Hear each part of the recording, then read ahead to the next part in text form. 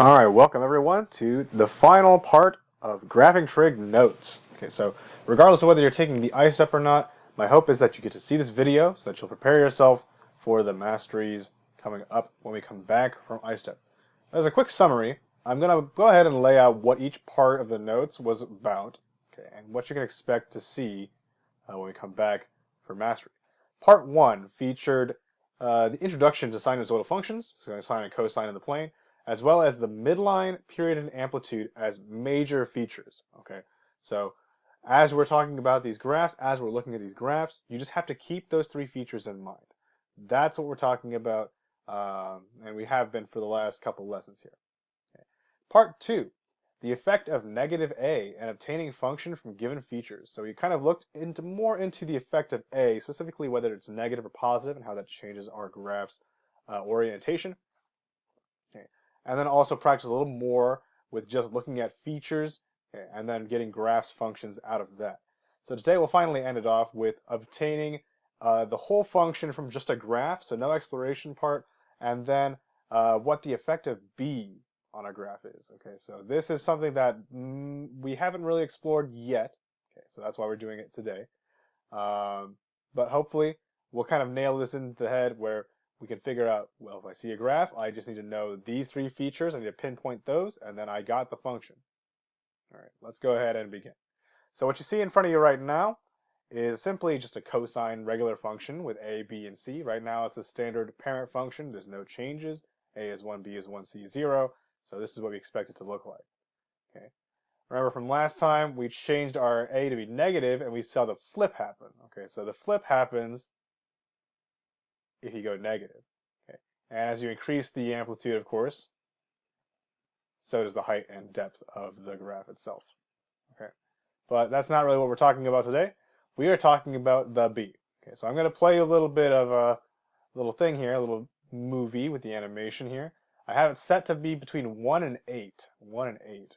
And so let's see what happens when I click this. Okay, slowly but surely we can see the frequency increasing. Okay, so I'll pause at the top there at 7. And so we can kind of see what happens when we increase the value of our b. When we increase the value of b, the period length starts to shorten. Okay, let me show you what the current length of the period is.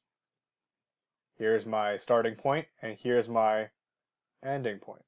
Okay, so you can see that our period is pretty small now. Pretty small. Okay, if we let it increase again up to 8 from here, we can see that it actually shortened even more, right? Because I'm overshooting it a little bit with my drawing. So that gives us one of our rules for period. Okay, if your b is bigger, the bigger your b, okay, the more frequent your wavelength is or your period is, and therefore the shorter the period is. Okay, and remember, period is obtained with the following p equals 2 pi over b calculation. Okay, so hopefully you know this from when we did the features in the IP. Okay, but I'm going to label it out again so you can have another thing to look at for it. Okay, well now let's see what happens when we take it to be less than 1. Okay, so I'm going to go ahead and take a look at this. I'm going to change this to be 1. And we'll change this. Whoops. We'll change this to be 0.1. How's that? And we'll have the step be 0.1 as well. Okay. So that's where we are here. Oh, and what do we know? Okay, it looks like it's stretching out. Okay, so let's pause it at like a half here. There we go. So as you see with the 1/2, we can see that the period is now stretched beyond my window of vision. Okay, so another rule here is when the period shortens, okay, sorry, when the period lengthens, my bad, it becomes less frequent, and the number in b is smaller, okay, less than 1. Okay, so maybe you want to remember that for sure. Right now, I've got this period, but now if I wanted to do the period again, I guess I can do this one, okay, since these two should be the endpoints right there. Here's my new period based on b equals 1/2. Okay, so it doubled the period length, okay, from 2 pi to 4 pi. Negative 2 pi to 2 pi is 4 pi difference.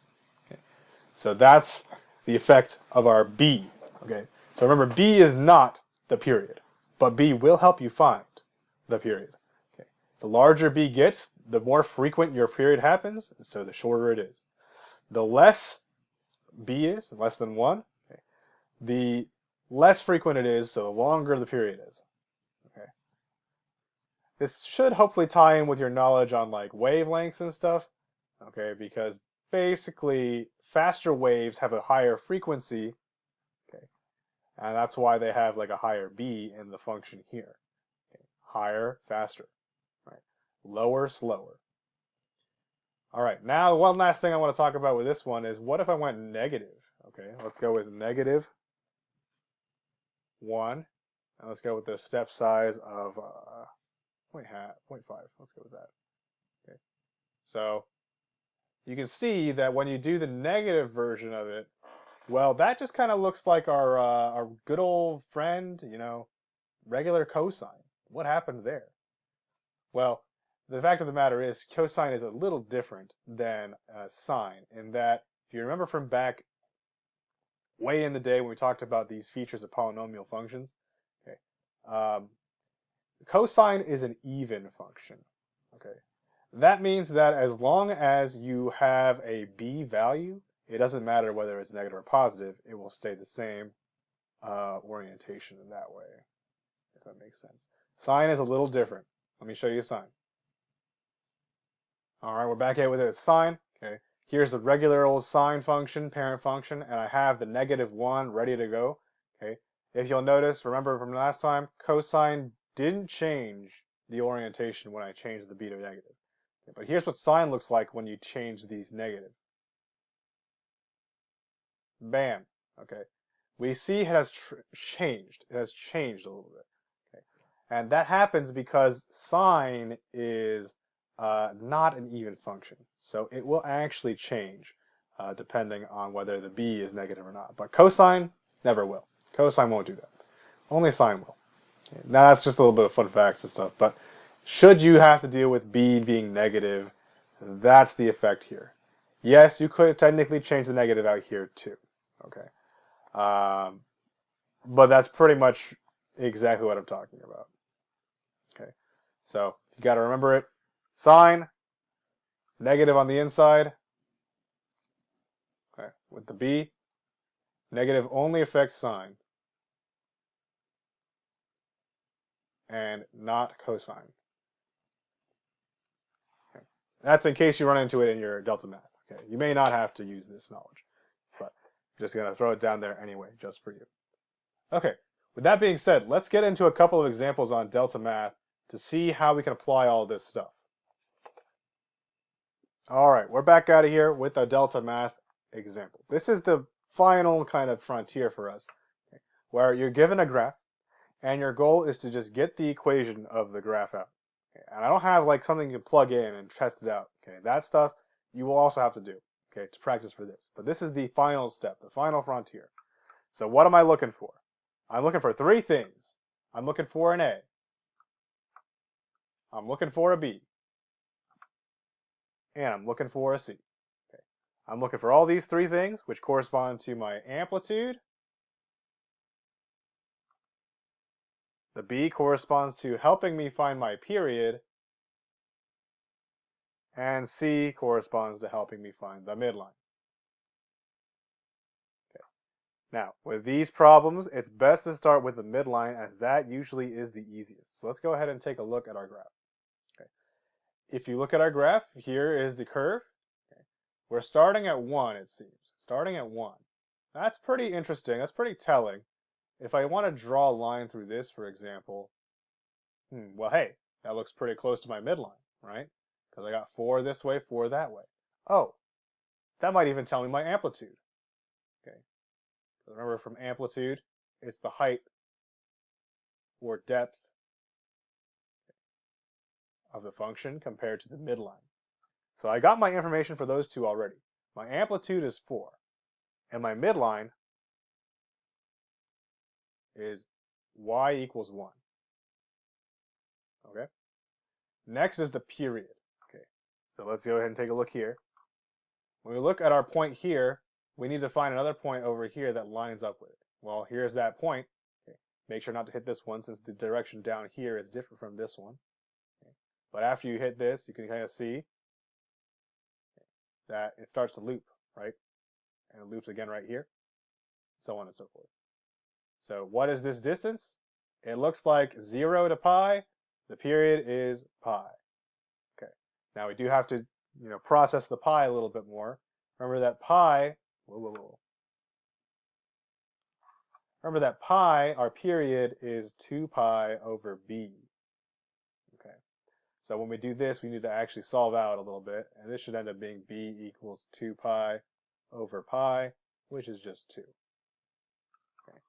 So we got all our information. So finally, we need to put all that information together in the general form.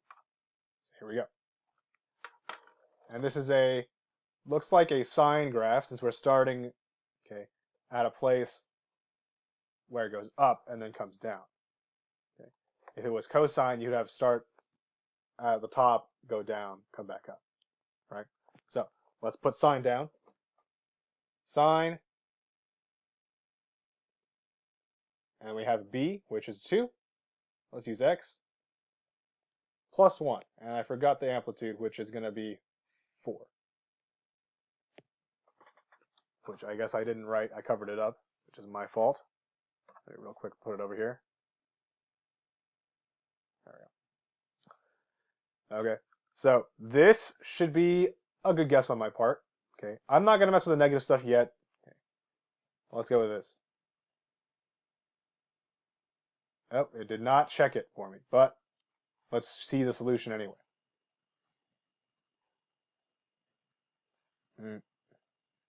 All right, sorry about that. Delta Math being a little bit of a bugger. So here's the answer. I apparently got it wrong. I'm going to show you how I got it wrong, because I don't think I actually got it wrong, but I forgot something very important that you may not want to forget when we do this on like a mastery or something. And of course, Delta Math breaks it down. So here is like one complete sine cycle. If I want to match it up here, wow, look at that. Excellent matching right there. Okay. And their amplitude 4, midline 1, period pi, right? So they found all that stuff. Then they did the frequency bit to get the period's final b part. Okay. And then they put it back in the general form. There we go. Okay. And the only thing I forgot was, as you'll notice, the equals y part.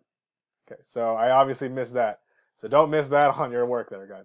But that's essentially what the process is. You need to find all 3 features and use what you know about those 3 features to get your actual equation out. Okay. This has been Mr. Who, hoping you have a great, fantastic day. Okay. When we come back, we will look at more graphs, and we'll do a lab on this after the following week. So stay tuned for that. I'll catch you all later, and good luck on all your tests.